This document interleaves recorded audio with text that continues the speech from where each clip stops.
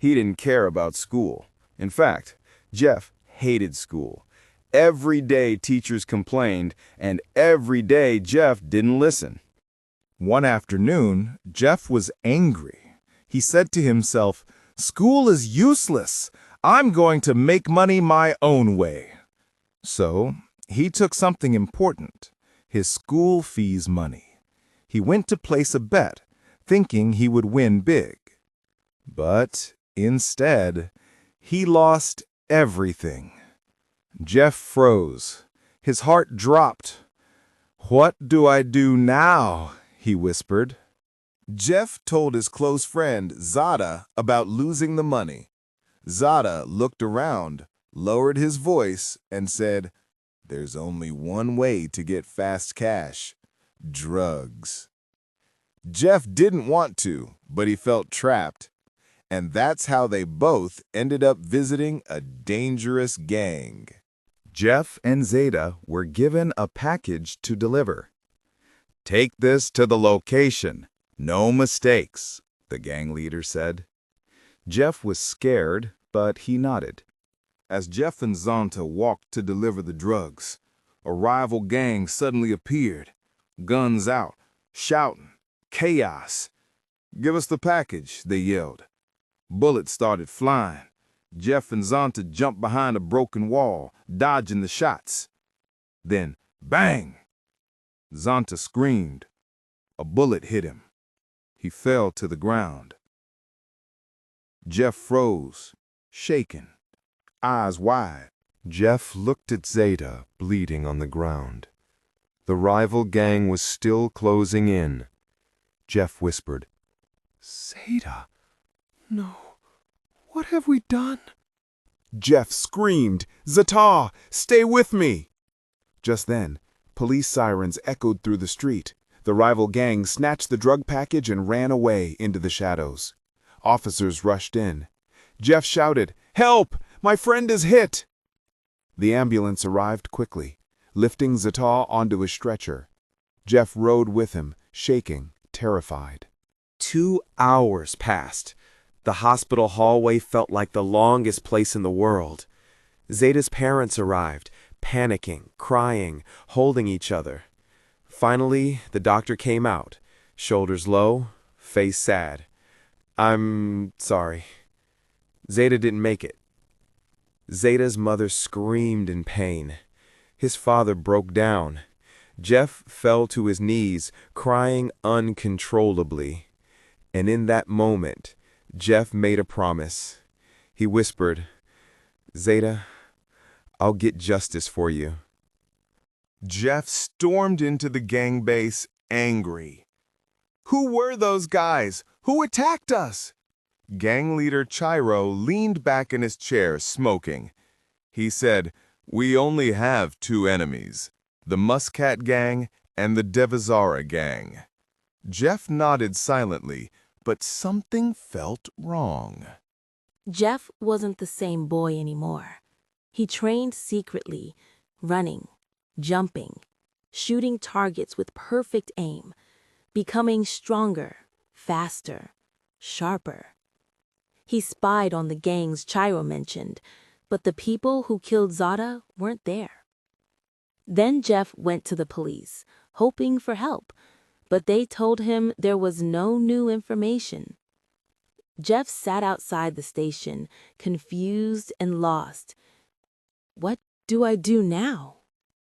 One random day, Jeff was eating in a small restaurant. He froze.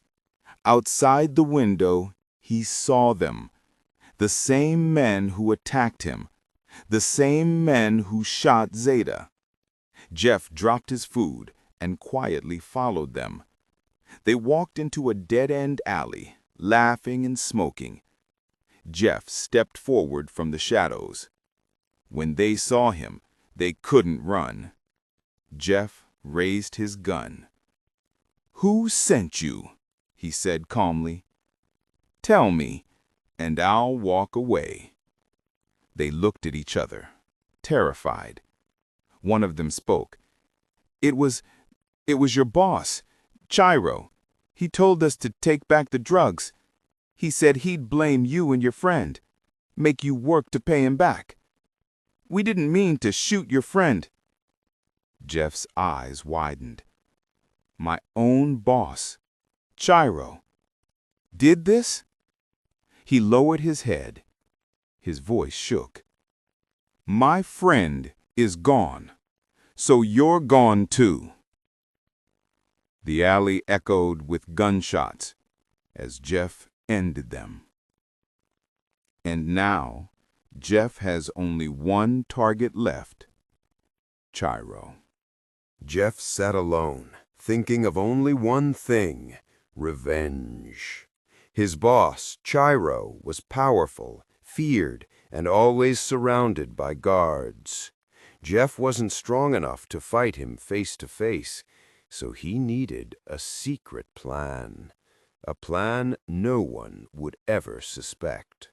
He thought about buying a sniper, but he didn't have the money. Still, Jeff didn't care. Chiro had to die. Chiro needed to know who ended him. But Chiro was always with his gang. One wrong move and Jeff would be finished.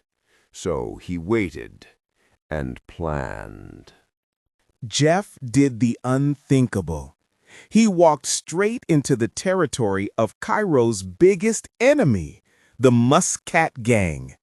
The moment they saw him, they aimed their guns at Jeff. Raised his hands and shouted, "I have a plan, a way to kill Chiro." The guards hesitated and took him to their boss, Sakaso. Sakaso stared into Jeff's eyes. "Why should I trust you?" he asked. Jeff stepped forward, angry tears in his eyes. "He killed my best friend. Want to use me to pay for something I never lost. I can't let him get away with it." Sakaso nodded slowly. "The worst enemy is the one close to you." Jeff continued, "Since I'm in Chiro's gang, I'll feed you information. Where he goes, when he's alone, I'll be the snake among them." Sakaso smirked. "A good plan, but not enough. How do I know this isn't a trap?" Jeff replied, "Send your boys to investigate my dead friend. You'll see the truth yourself." Sakaso shook his head. "Still not enough. You must kill 5 of Chiro's men." Jeff froze. "That will expose me." Sakaso sighed. Leave your number. I'll call when I'm ready. For now, don't come back here. Stay invisible." Jeff wrote the number and left quietly. Days passed. Jeff watched Chiro closely, sending every detail to Sakaso: where he moved, who he met, when he was weak. Jeff was the shadow in Chiro's gang. Then one night, Sakaso struck. Chiro walked with only a few guards. The Musckcat gang ambushed them from every corner. A brutal gunfight broke out. Chiro's men fell one by one. Chiro fought Sakaso himself, but he was wounded, weak, and desperate. Chiro tried to escape. He dragged himself across the ground until he saw Jeff walking toward him. "Jeff, please," Chiro coughed. "Bring a car. Help me." Jeff looked down at him with cold eyes. Jeff whispered, "You killed my best friend for your selfish greed. You destroyed everything." Jeff raised the gun. "You won't escape this time." He fired 8 shots, and Chiro's reign ended forever. Revenge was complete. Jeff walked